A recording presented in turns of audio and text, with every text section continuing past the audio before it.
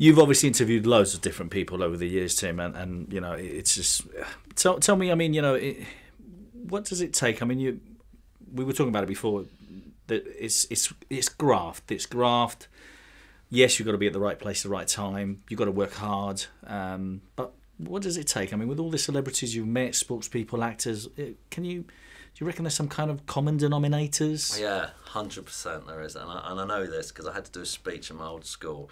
I went back there and I was thinking, what can I talk to them about? And it definitely is preparation, and preparation means practice. And the sort of people I interview are sportsmen or entertainers or artists. And the one thing they have in common, let's just take a couple of them here. Three of my favourites. David Beckham. I did a documentary with David Beckham. The reason why I did a documentary with David Beckham is people in this country were saying, oh, he's not very good anymore. And it's kind of the time where he was just moving to Madrid. Oh, he's not good, he's not this, he's not that. And I met him at an opening of an Adidas store. And the first time I met him and I started talking to him, and as soon as I talked about football, his eyes lighted up. And that's what we wanted to talk about. And I knew this guy was obsessed with football. And I thought that's unfair that everyone was doing Brown Beckham. He doesn't care. All he cares about is money. And it was so not true. And you could tell. And from that minute, I spoke to his agent and I said to him, let's do a documentary with him, because I think the public, you know, I'm a football fan and I didn't know. They need to know how passionate he is about football.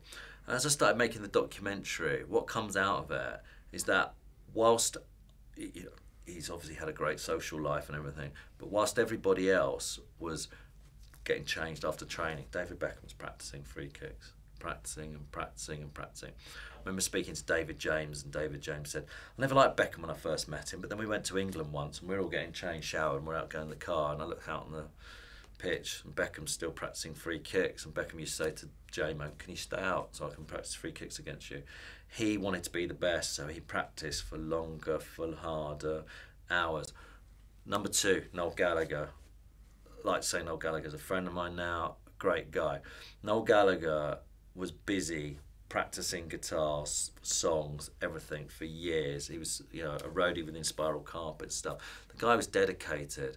And, you know, you always say people have their lucky breaks. I'm not sure they do. I think they've worked and they've prepared and they've got themselves...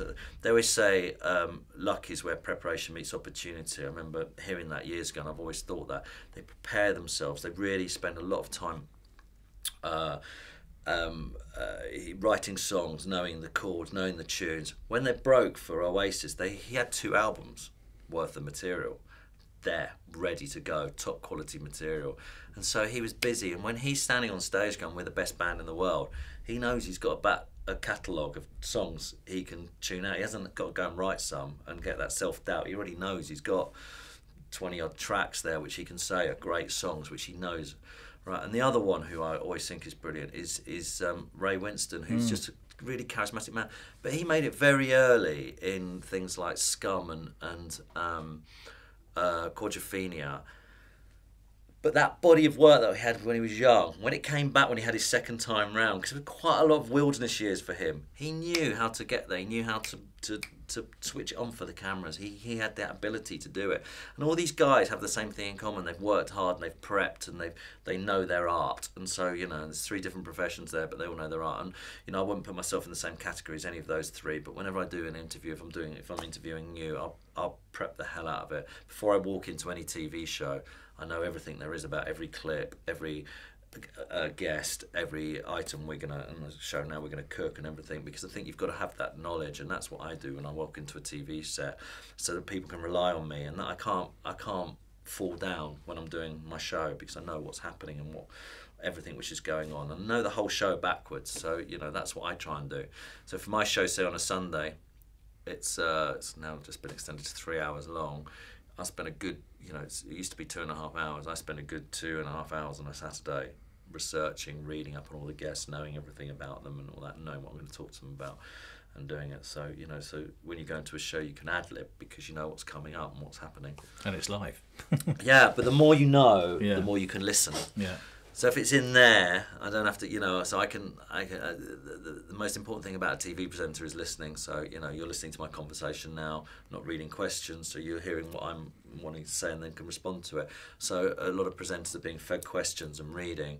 and then they're not listening to the answer because they're trying to get the next question out, and it happens often. So, you know, it's this important thing, I think, with the presenter is to make sure you know all about your subject so you can just listen to them.